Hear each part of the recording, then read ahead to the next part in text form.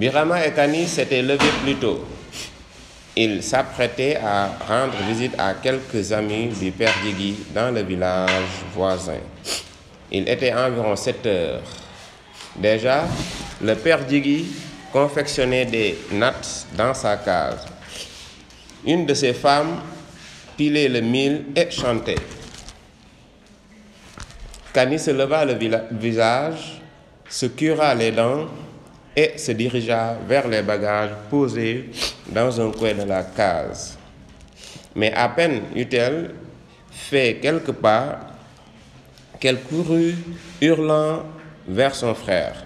« Birama, Birama, Birama, un lézard, un énorme lézard. » Sur la valise de Kani, un lézard d'environ 80 cm de long se reposait, tranquille.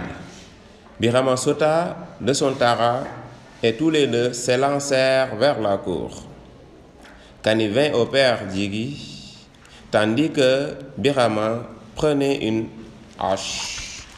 « Que fais-tu » lui cria le vieillard. « Un lézard » répondit Birama, la frayeur dans les yeux. « Tu es fou » hurla le vieillard, retenant son neveu. « Le lézard fait partie de notre famille. » Birama, bouche bée, fixait tour à tour Kani et son oncle. Ce dernier, catégorique, tournant le dos. Kani prit la main de son frère. « Mais avis que le blanc ne vous apprend pas assez de choses, fit une des vieilles femmes du père Djigui. Non, la vérité est qu'ils ne voient plus les choses anciennes. Le blanc leur apprend les écrits, pas autre chose, observa le père Djigui. Faudrait le lui dire alors. Vaudrait mieux qu'il sache tout, lança la vieille et s'en alla vers la cuisine. C'est toi, Birama, qui as crié? Non, je n'ai pas crié. Ne crie jamais, un homme ne crie pas. Certains chefs ne s'adressent à leurs administrés qu'en criant. Ils crient et ils menacent. Or, vois-tu, un chef qui crie pour se faire craindre, sans qu'il lui manque quelque chose. On te l'a appris, cela, là-bas? Non. Alors, retiens-le. Ne crie jamais et ne fuis jamais, quel que soit ce que tu auras en face. Un homme ne court pas. Quand on doit la vie à la fuite, on ne vit plus qu'à moitié. On est dominé soit par le souvenir de la peur, soit par la honte. On n'est plus un homme libre. Mais face à un ennemi puissant, n'est-il pas plus sage de reculer pour mieux se battre plus tard? Me disait Tchema le soigneur. Non, il faut se battre. Le destin l'a voulu. Doit-on se battre les mains nues, même contre un fauve? La seule arme que craignent les fauves est le courage. Tous fuient devant le courage, mais quand ils voient la peur dans vos yeux, c'est votre perte. Pour l'homme, c'est pareil. Si tu as peur, ton ennemi n'en a que plus de courage. L'homme ne doit avoir peur que de la honte. Il ne faut jamais accepter la honte. Tu as beaucoup de choses à apprendre encore. On m'a dit, à la ville, les enfants disent « moi ». Ils ne parlent que d'eux. J'ai ri et j'ai répondu « Nous faisons une bonne chose chez nous lorsque quelqu'un dit « moi, moi, moi ». Nous l'envoyons à la ville. Il n'a plus d'amis parmi nous. Quand tu seras grand, tu ouvriras ta porte à l'étranger, car le riz cuit appartient à eux. L'homme a un peu comme un grand arbre. est un peu comme un grand arbre. Tout voyageur a droit à son ombre. Lorsque personne ne viendra chez toi, c'est que tu seras comme un arbre envahi par les fourmis rouges. Les voyageurs te fuiront. Tchéma le soigneur m'a dit, si tu ouvres ta porte à tout le monde, les paresseux seront nombreux. Je lui ai dit, avec tes paroles, tu détruiras le village. Il est des pensées qu'on doit taire. Nous sommes comme des guerriers sur un champ de bataille. La peur est en chacun. Lorsqu'on voit le voisin courir à l'ennemi, on se dit, il est fou. Puis, on fait comme lui et on devient brave.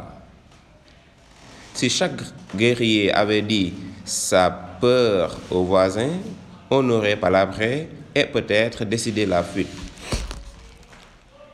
Tchéma le soigneur m'a dit à propos de bataille, les Blancs ne sont pas d'accord. Il y a encore des différends entre eux. Une autre bataille est à craindre. Je lui ai dit, les Blancs se battent toujours car ils ont fait fausse route. Ils se sont mesurés aux dieux et ils ont perdu. Vouloir défaire ce qui était fait par les dieux afin de mettre à la place ce que désirent les hommes, voilà le geste audacieux dont rêvent les Blancs. Voilà aussi la source de leur litige. Si les laboureurs, les bâtisseurs de cases, le piroguier, le tisserand et le chasseur travaillaient pour le village, il n'y aurait pas de litige. Mais il y a eu des guerres entre villages, m'a dit Tchéma le soigneur. Oui, dans les terres du Nord, mais il y a eu des guerres entre villages, m'a dit Tchéma le soigneur. Oui, dans les terres du Nord, cela est arrivé. 2 villages ont voulu se mesurer pour savoir lequel avait les plus intrépides guerriers. Des villages voisins s'y sont mêlés, prenant parti selon les liens de parenté. Les meilleurs laboureurs, les meilleurs piroguiers moururent dans la bataille, et la famine s'abattit sur la région. Cela me rappelle ce que disaient nos aînés. Les dieux aident surtout ceux qui veulent détruire. Il faut agir sur la nature comme les Blancs, m'a dit Tchéma le soigneur. Les Blancs suivent le progrès, c'est cela la bonne voie. Et où cela mène-t-il? Les machines finiront par tout faire. L'homme se reposera. L'homme n'est pas fait pour se reposer. Lui ai-je dit. Sans les travaux des champs, il n'y a pas de bonne musique. Il n'y aura de belles maisons, de belles villes, de belles autos. On se trouvera bien. Alors j'ai ri et je lui ai dit, suis le progrès, les litiges te suivront, et ces maisons, ces autos, ces machines, tout cela t'écrasera un jour et tu regretteras le village et la fatigue des champs, les chants des piroguiers, le va-et-vient des tisserands. Car l'homme doit pouvoir dominer ses créatures. Si, par le progrès, vous supprimez l'effort des laboureurs, vous vous trouverez de nouvelles besognes et vous vous sentirez moins bien à l'arrivée qu'au départ. Par le progrès, vous croyez dominer la nature alors que vous devenez prisonnier de vos propres créations. Le perdit cracha son tabac et se remit à confectionner ses nattes. Birama et Kani se levèrent.